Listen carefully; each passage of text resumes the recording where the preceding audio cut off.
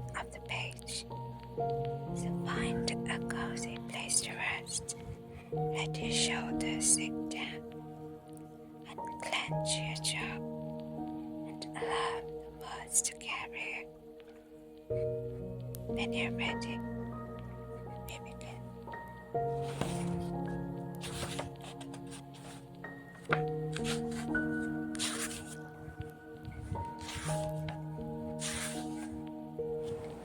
Claire scooted up from under the kitchen sink and stood up.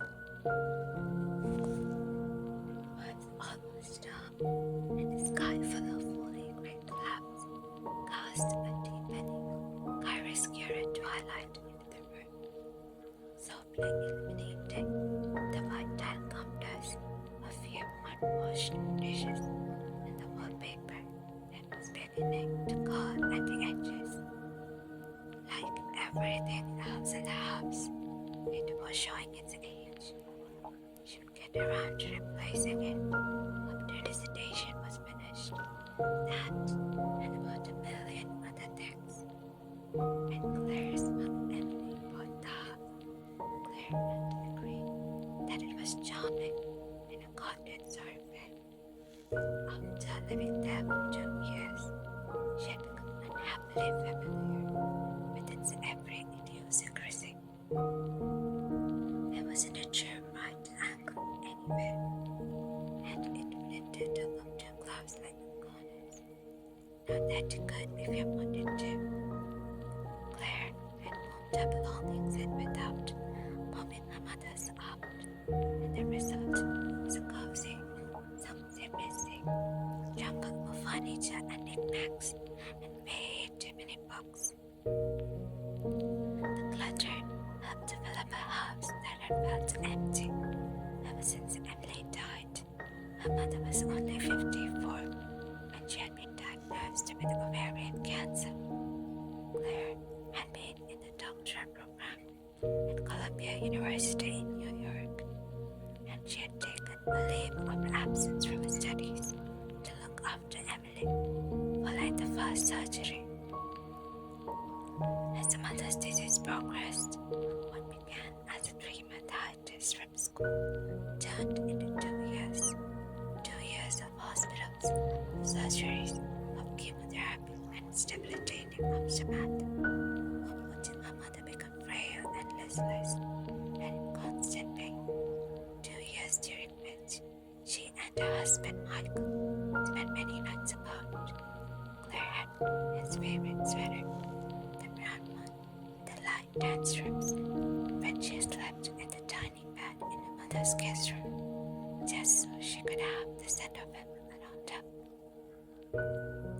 Ex-husband, Claire reminded herself most of the time she didn't allow herself to feel sentimental, but every once in a while, seeing a young couple holding hands on the commons, with Swadon's baby in a stroller, she was painfully aware of everything she had lost.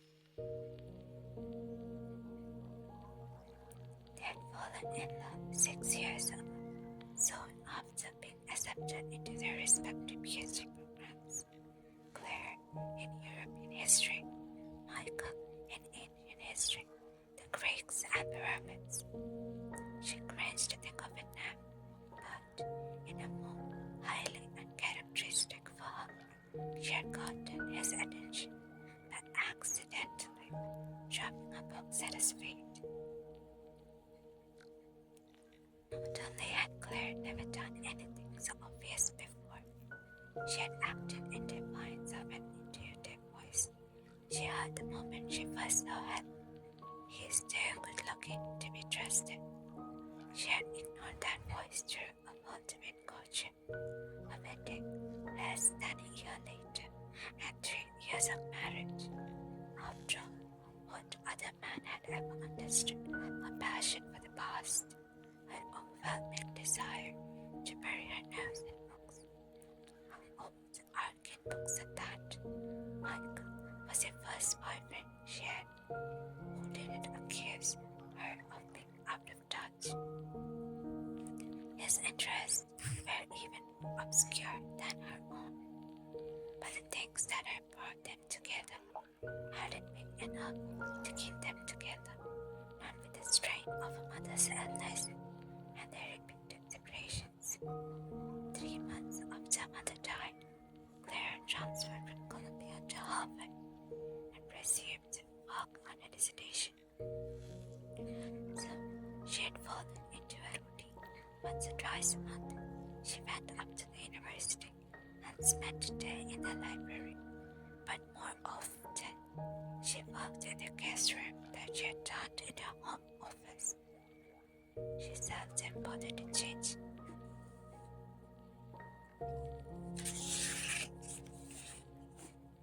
into her favorite and pajamas and rarely left the office except to make a cup of tea or a quick sandwich that later she couldn't recall making or eating.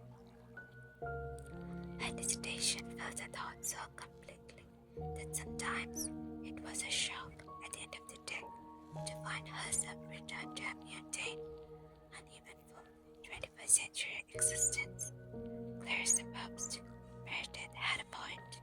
She had sort of shut herself away, she thought, as she rummaged in the fridge for something approximating dinner, but only because it was so important to finish dissertation as soon as she possibly could. Her mother's illness had set her back more than 2 years. 2 years during which her peers had gone on to get degrees and jobs.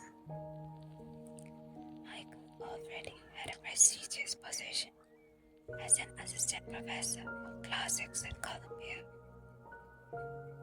With an avocado and tomato sandwich in hand, she went into her office and sat down at a desk. She glanced at her nearest bookshelf, filled with reference books and the 2 previous volumes on the Spanish conspiracy. Both had been written in the late 17th century, except for some scholarly papers published in Italy and Spain. The Spanish conspiracy had not been explored in depth for a few hundred years. Until now, she thought briefly, what would happen if Andrea Kent published before she did? Perhaps it shouldn't have surprised her that someone else was writing about a chosen subject. After all, the Spanish conspiracy was one of the more exciting episodes in Venetian history, full of intrigue, espionage, and wonder. In 1670, the Duke of Osuna, the Spanish viceroy, ruled to Naples, and the Marquess of Benmar, the Spanish ambassador to Venice, concocted a scheme to violently overthrow the Venetian Senate and make the Venetian Republic independent of Spain. Their attack was planned for Ascension Day 1680, the day when all of Venice would be celebrating the Serenissimos' marriage to the sea. They intended no less than the complete sacking and pillage of Venice. One source credited Benmar with charging his band of soldiers to cut off the limbs of the senators who resist. Those who didn't resist would be held for ransom. The considerable vote on ransom money would be divvied up among the conspirators, a group of mercenaries that included French coziest, English privateers, and Spanish Viscount of Trilanamar, Antonio Barras, a notorious assassin in the service of the Duke of Osuna. Known for his recklessness and dissipate habits, Osuna began a campaign of hostility toward Venice after assuming the viceroyalty of Naples in 1616. He built a squadron of galleys that attacked Venetian ships in the Mediterranean and the Adriatic, but apparently these spoils were not enough. So he set his sights on Venice itself and found the Spanish ambassador a willing accomplice. The Marquess of Venice was an intriguing figure. Every source Claire came across reveals a new, often contradictory facet to his character. His reports to the Spanish king were sharply observant and laced with an acerbic wit. He was described as cultivated and charming in society, but also as one of the most potent and dangerous spirits Spain ever produced. Like Osuna, he was implacably dedicated to the conquest of Venice. They were matched in ruthlessness only by the adversary, the Venetian senator. Girolamo Sylvia was equally determined to thwart the Spanish threat, and Claire was most captivated by a person who, in previous chronicles of the conspiracy, had been relegated to a footnote. Alessandra Rossetti was a young courtesan who wrote a secret letter to the Great Council exposing the plot. Known as the Rossetti letter to the Great Council exposing the plot. Known as the Rossetti letter, it was mentioned in most accounts of the Spanish conspiracy, but was never fully examined, as Alessandra's role had remained a mystery. No one knew how Alessandra had learned of the conspiracy. With the exception of the Rossetti letter, there was no documentary evidence linking her to it. Claire hadn't found any evidence either, but she believed it existed somewhere, most likely in Venice, Biblioteca Marciana, which she hadn't yet been able to visit. She suspected that past historians had overlooked it simply because they didn't consider it important enough. They had written about Osuna, Bednar, and Sylvia.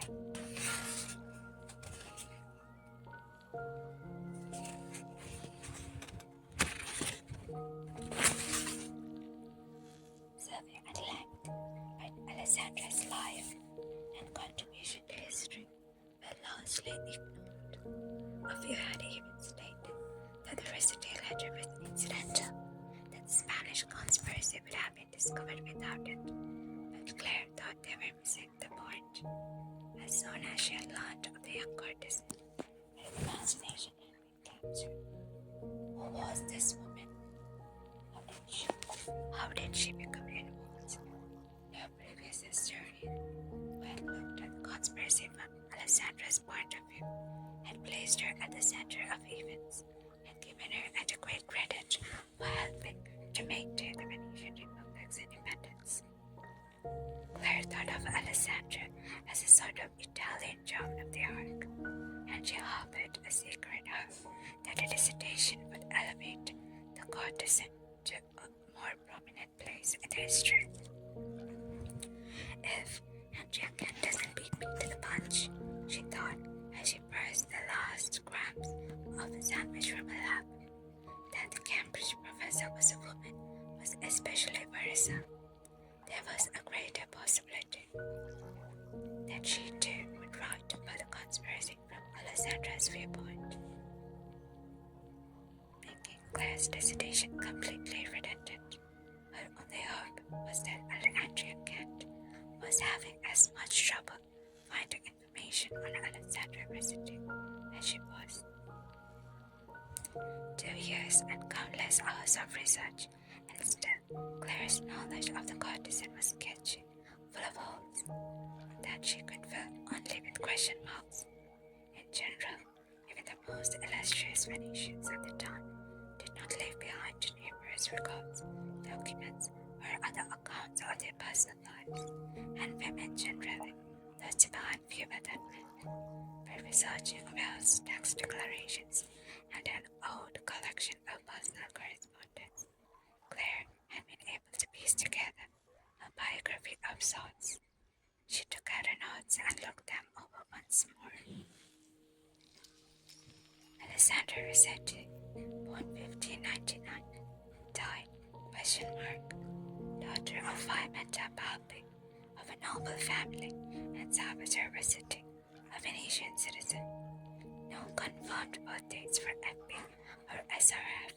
Balbi died circa 1608. Cause unknown. A merchant specializing in goods from the Levant. Salvatore Rossetti died 1616 with Alessandra's elder brother Jacopo, born 1597, and shipwreck off Crete. With the deaths of Salvatore and Jacopo, Alessandra was left alone at the age of 17. The only honorable options for women of a station, a Venetian citizen from a well-to-do merchant's family, were marriage or the convent. But Alessandra didn't choose either. The mystery of why she didn't marry was easy enough to solve, when the sea claimed her father and brother. It also took a family's fortune, including a dowry. As with convent and Venetian girls, rarely chose it of their own accord. Claire was fairly certain that Alessandra had entered into a close relationship with a man named Lorenzo Liberty, her father's business associate. The executor of Salvatore's diminished estate. Claire had come across a letter by Liberty in which he had written that Alessandra had vivid shape, not only with her beauty but with an agile mind. Barely a year after the liaison had begun, Liberty was stricken with cholera and died. Not long after Liberty's death, Alessandra became a courtesan. By some accounts, she was one of the most sought-after women in Venice. It must have been a momentous time for her. Less than 12 months later, in March 1618, Alessandra wrote the letter exposing the Spanish conspiracy, and then she disappeared. The Rossetti letter was the last known document written by Alessandra Rossetti. Even from what Claire had found, the last document that referred her. So far, she hadn't been able to discover Alessandra's fate. But the letter placed her in danger, and she died during the bloodbath that followed the revelation of the Spaniards' plot. If she had managed to escape with her life, why couldn't Claire find any mention of her after March 1618? Claire set her notes on her desk and sighed. Sometimes she worried that she'd never find the answers to questions that preoccupied her. How did Alessandra learn of the Spanish conspiracy? What had happened to her after the conspiracy was revealed? And that brings us to the end of chapter 3 of the Rossetti letter. Thank you for reading with me tonight here in the Hush Library. I hope the words linger softly in your thoughts as you drift into rest or carry on with calm. Remember, the library is always here, waiting in the quiet whenever you wish to return.